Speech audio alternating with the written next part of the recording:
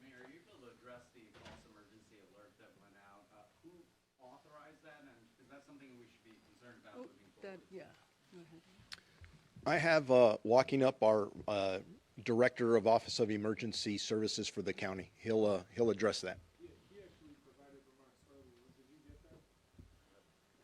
We want to know who authorized it and if this is something we should be worried about moving forward as well.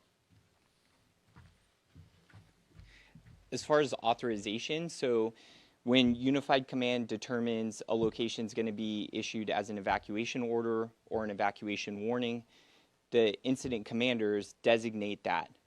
That then gets communicated to the Los Angeles County's Office of Emergency Management and the Emergency Operations Center, who actually do the function of, through a technological system, a software system, issuing that.